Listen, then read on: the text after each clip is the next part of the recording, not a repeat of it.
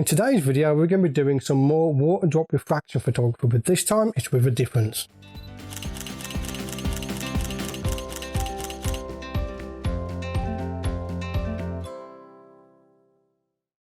So in the last video we did some water drop refraction photography and it was quite popular, so I thought I'd revisit the idea here.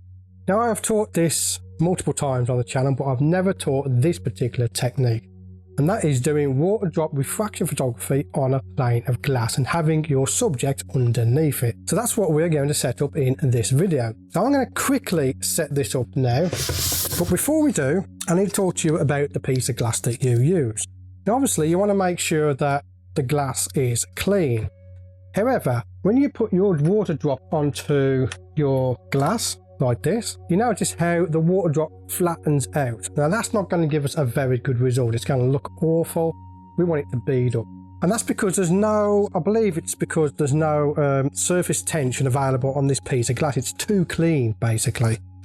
So what we want to do is get some Rain-X. This is rain repellent that you use on your car windscreen. So I'm going to place some of this onto this glass first. Just going to rub it in there. The reason we get that done and over with now is because I need to let that dry. But once it's dry, as you can see from this footage here, your water will bead up nicely on top of there and allow us to do some refraction photography. So while that dries, I'm going to talk to you about what I'm going to use underneath the piece of glass. Now you can print out images and use those. I, however, I'm going to be using my iPad. So with this iPad, I can simply download the pictures onto the iPad, plus I have control over the brightness of the iPad screen, which doubles up quite nicely to help illuminate the subject. So that is what I'm going to be using for the actual background of my images. And that's where we need to start. I need to start off with the iPad. So I'm going to place the iPad down onto the desk. I'm going to access my photos. So there's a bunch of images I've downloaded from Unsplash. Great little website for getting free stock images. And I'm going to use an earth image first. Next we need something to stand our glass on, and I'm just going to use some cans. And then of course, now that our plane of glass is dry, we'll place that on top. And that is basically all the setup is. All we've got to do now is introduce our camera. Okay, so we are all set up now for our water drop. So let's go over it again. We have an image, in my case an iPad underneath, a plane of glass on top here, and then we have our camera on the tripod that's outputting to my monitor, so I can see a larger preview than I do on my little screen there. All I'm going to do now is find out where the focusing point is. And there it is. And all I'm doing that for is just so as I know exactly where to put my drop.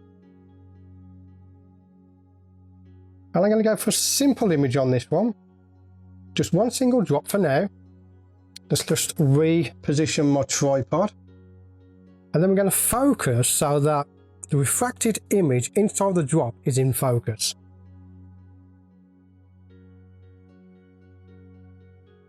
There we go. The type of image you're going to get will again depend on the size of the drop. It's going to depend on what image you're using. Different images are going to come out differently. Now that's what it's going to look like. That's my depth field preview. I'm going to go with, I'm just looking at the edge of the drop and to see, you know, what part is in focus. Okay, I'm going to meet it according to what the camera says is correct, and then we'll take a picture. And there we go.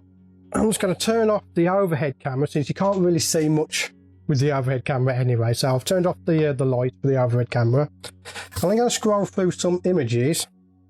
Okay, so this one is a peacock. So what I can do is just position the peacock's head so it's in the drop. And we'll take another picture. And do some really wacky stuff with this, you can. So we've got some sort of wavy pattern. And there we go. So here we have our flare. So I just want to get the flare centered. Okay, I've got the iPad set to the highest brightness that it can do.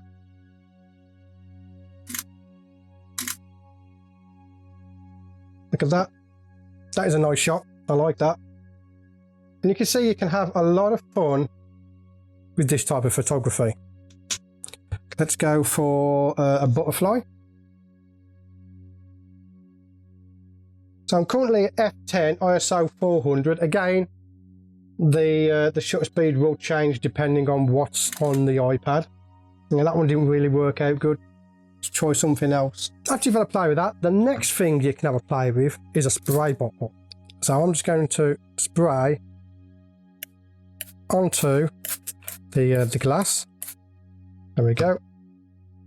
So now we have multiple droplets that we can photograph.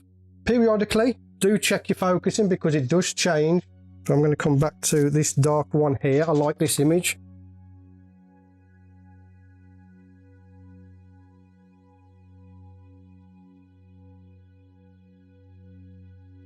And also, the colours of the image you're using will dictate what your background looks like as well. So there we go. It's as simple as that. A source material such as a printed image or an iPad screen you can put images onto. I would suggest the iPad screen because you can flick between many different images quite easily, and of course you can adjust the brightness. A plane of glass that's lifted above the image that you're working with, and some water droplets on that plane of glass. And remember as well, if you can't get decent beaded water droplets, then you can also use some Rain-X on your glass so that you can make that water bead up nicely. So that's it for this video. Let me know in the comments below if you're going to give this water refraction type of photography a go. It's a good bit of macro photography for beginners because it's very easy to set up. I want to thank you for getting to the end of this video. My name's Stewart Wood, and as always, I'll see you on the next video. And of course, now that our plane of glass is dry, it's a bit streaky, so let's do that again. So give it yourself your go. No idea what I just said there. It was in English though, so at least we're improving on that side. So give this a go yourself. Simple. So let me know in the comments below if you're going to give this a go.